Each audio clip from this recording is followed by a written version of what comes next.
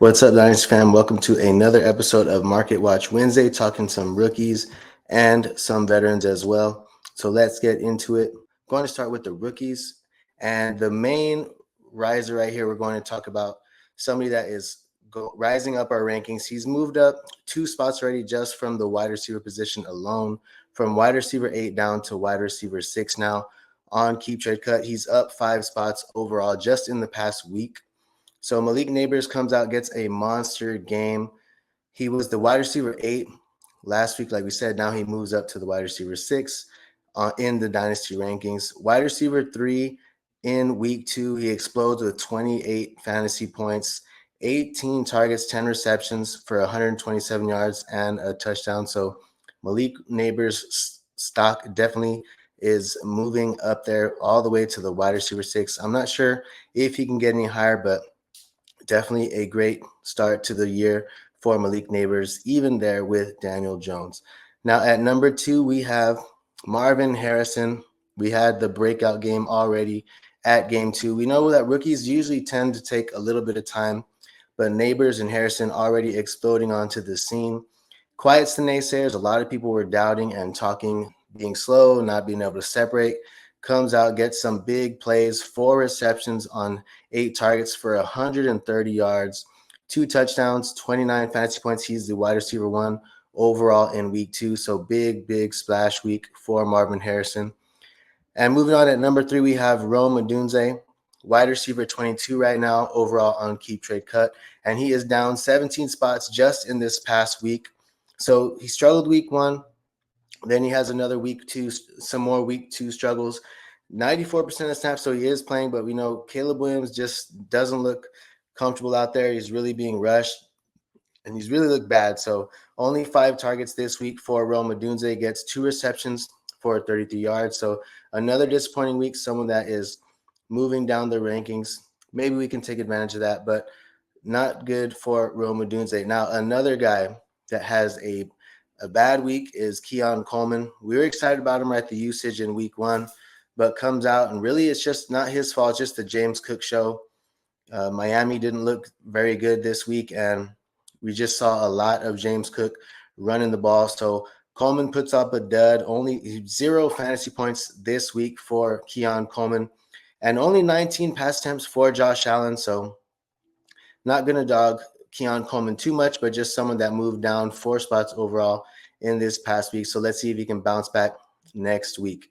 And at number 5, we have one of the biggest risers at running back. He is not the biggest one, though. We'll talk about a veteran, actually, that is rising up the rankings more so than Bucky Irving. But right now, Bucky Irving all the way up to RB30. He's up 32 spots overall just in the past week. And really, I think just people are seeing that he's been outproducing Rachaad White. People were saying for a year already, a season, that Rachaad White hasn't looked good on the ground. Bucky Irving outproduces him week 1 on the ground, and then also this week. And it wasn't that great for Bucky Irving, but it was still better than Rachaad White. So Bucky Irving gets 7 carries for 22 yards, so 3.1 yards per carry. White gets 10 carries, only 18 yards, 1.8 yards per carry for Rachaad White. Now they're reporting that he could have a growing injury potentially. That does not sound good, even though they're saying that it's minor. But for a running back, guys, all the cutting and juking that you're doing, if you have a growing injury, does not sound good right now for Rachaad White. So Bucky Irving could have a big increase in value if something were to happen to Rachaad White. And even with that, he's already kind of eating into the carries, earning some work, running some routes out there. So Bucky Irving, definitely someone to keep on your radar. He is climbing up the rankings at 32 spots higher just from last week. Let's see what happens in the following week. Now we have Jaylen Wright, guys. Oh, one of the guys that we were telling you to buy. I still really like Jaylen Wright, guys. It was a bad game this past week in Buffalo, but he got 5 carries, only 4 yards, but he did get 1 that was called back. So Jaylen Wright, still, if you could buy low, I think for a 3rd-round pick, people probably got him like a late second. If you can get 2/3 or throw in a second, I would definitely not mind paying a second for Jaylen Wright still, even after that week 2.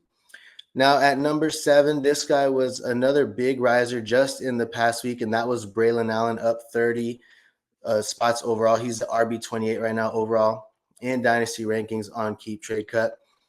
And pretty much he's a really solid handcuff to have. The Jets have been running the ball pretty a good amount right now. Then you have 7 carries this week for Braelen Allen, and he gets 33 yards, a touchdown, also gets 4 targets, 2 receptions for 20 yards, and a touchdown.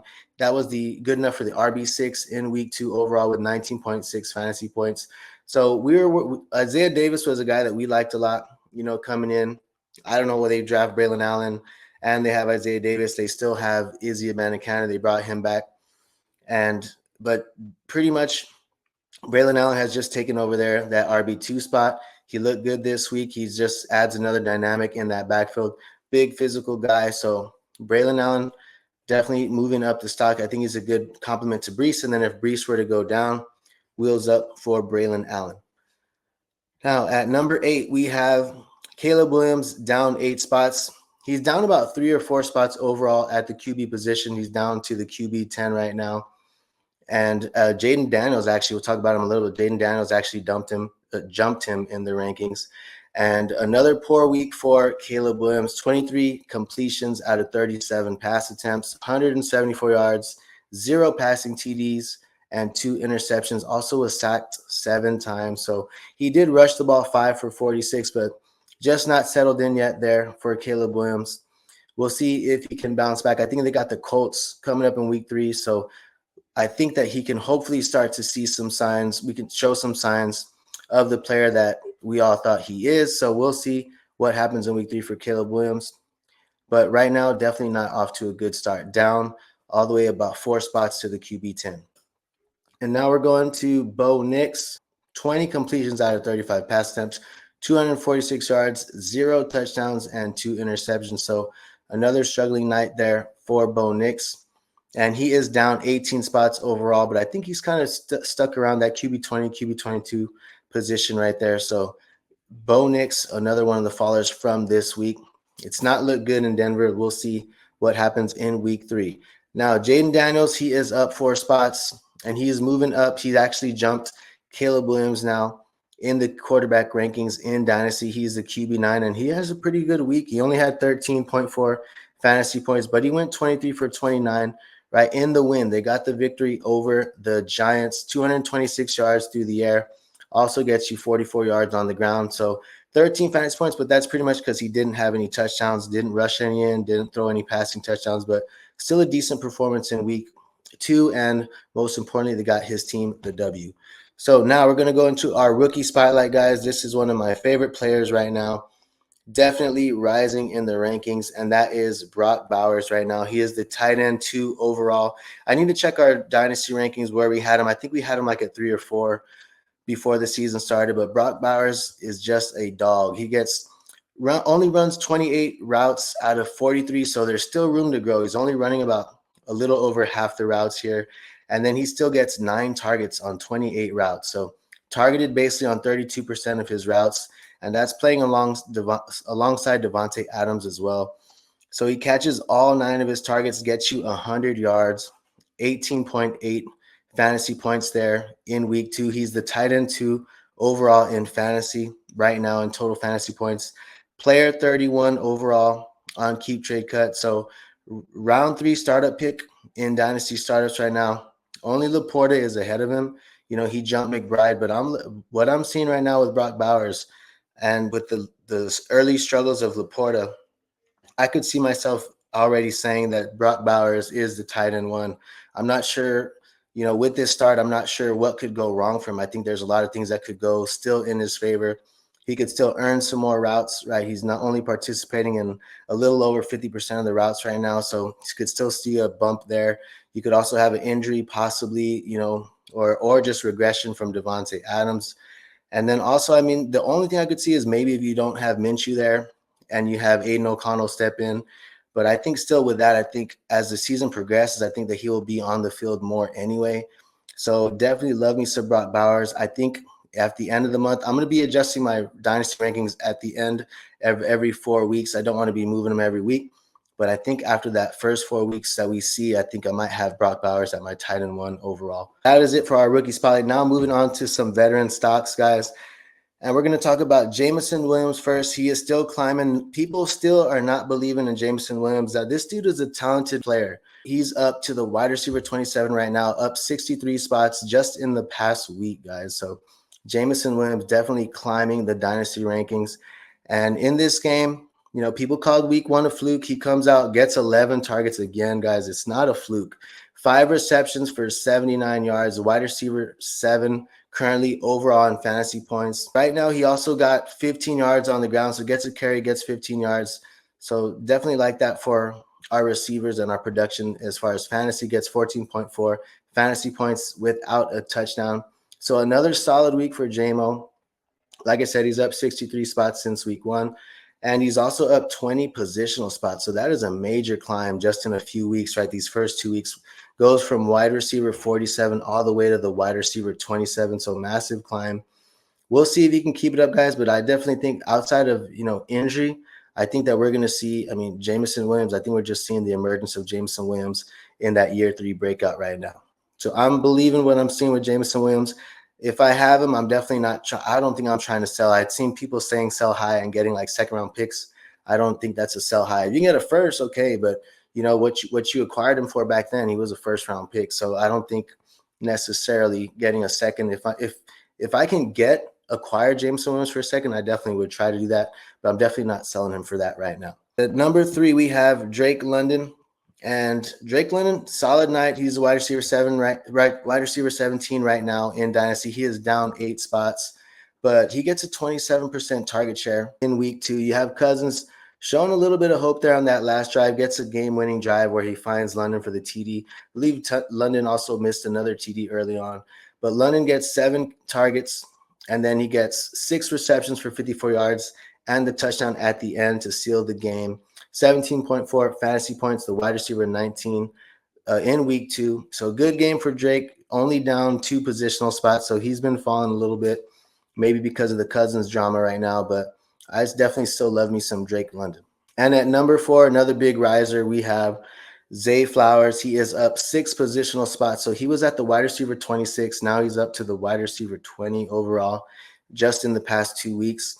And he goes up 15 spots overall as well in just 7 days, actually, for that. So Zay Flowers comes out, another great performance, 7 receptions for out of 11 targets, and he gets 91 yards and a touchdown, 22 fantasy points for Zay Flowers this week.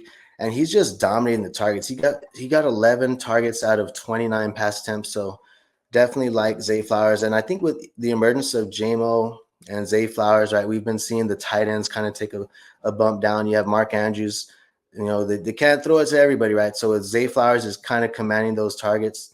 Might see a little bump down in Mark Andrews right now, as well as LaPorta. LaPorta's kind of struggled with the emergence of JMO. We'll see what happens in week 3, but right now I'm a little worried. I don't know if especially in Detroit, I'm not sure if 3 people, right? You have the running backs kind of getting involved there as well in the passing game. So we'll see what happens.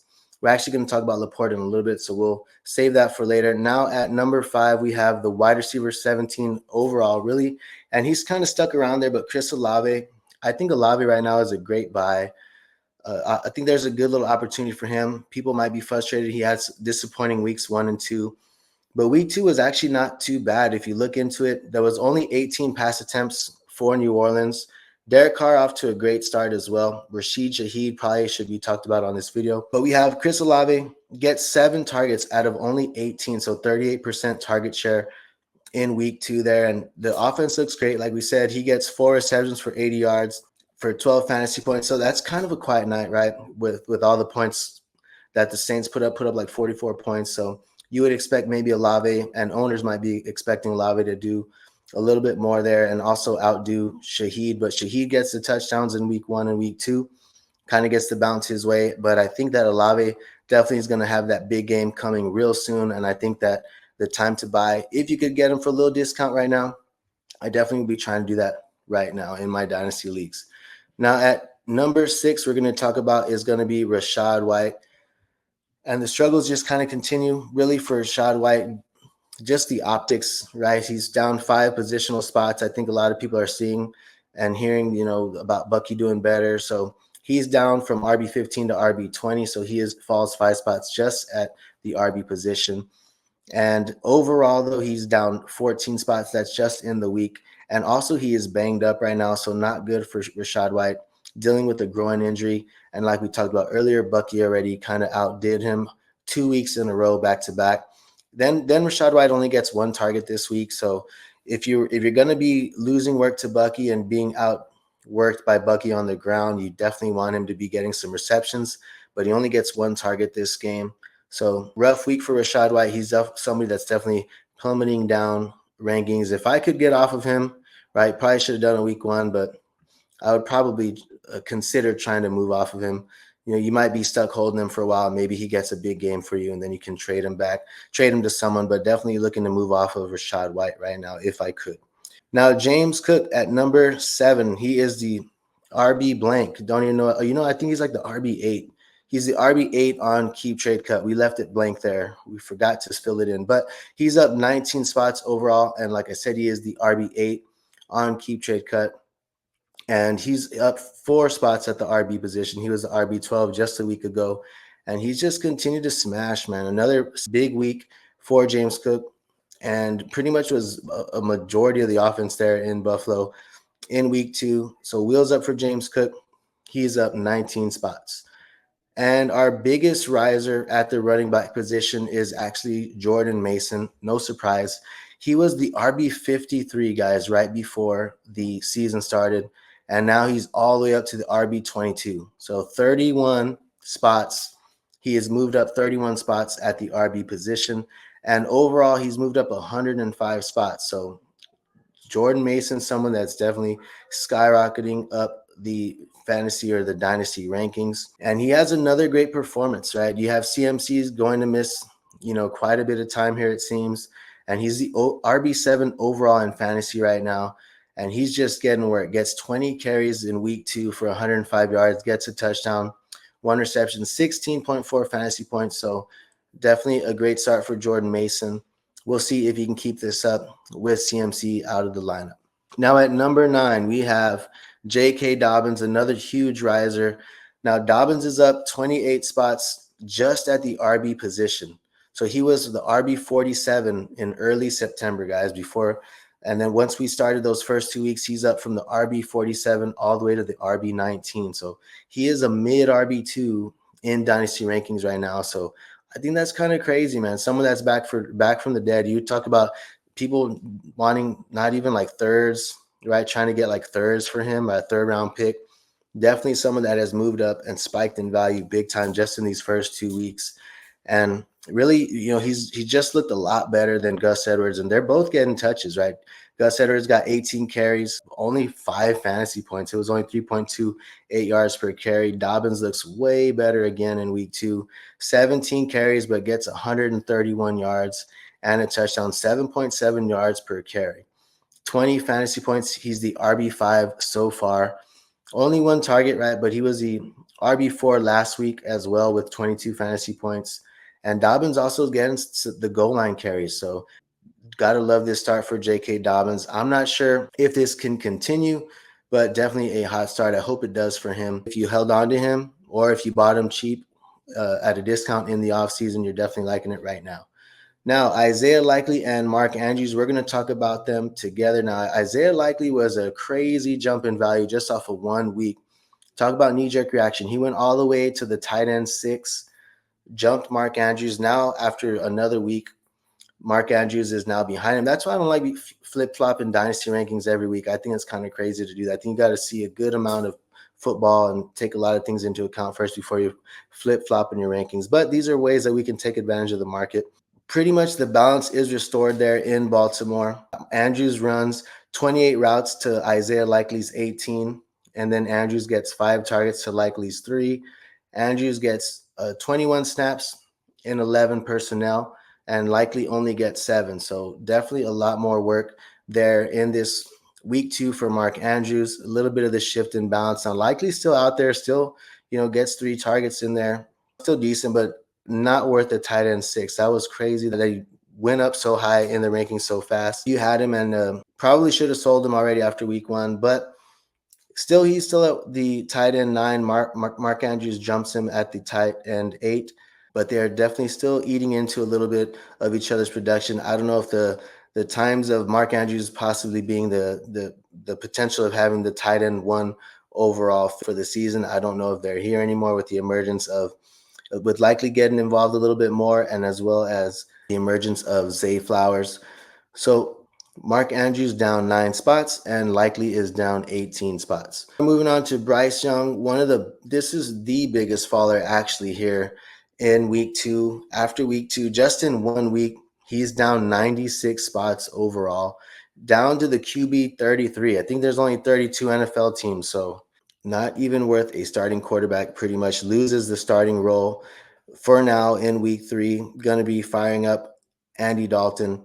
And he's pretty much, Bryce Young had 1 fantasy point, guys, in week 2. So definitely a tough start. And Carolina just looks like a dumpster fire, not the offense. We were talking about Bryce Young, guys.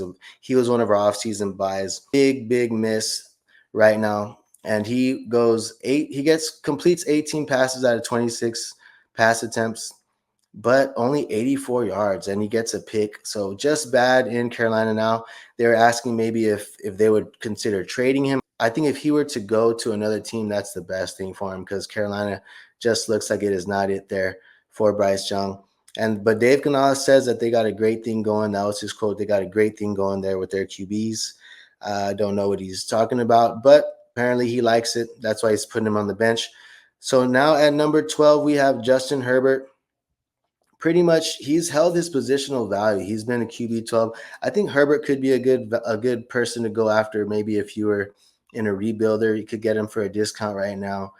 But he is the QB 12, and then you have Dak, Purdy, Caleb Williams, Burrow. Man, Burrow especially, I think he probably should be someone that we talked about on here. I think he's the QB 11 right now in Keep Trade Cut. But if I could move from Herbert to Burrow with just a little bit more, the Burrow owner is probably not happy right now as well.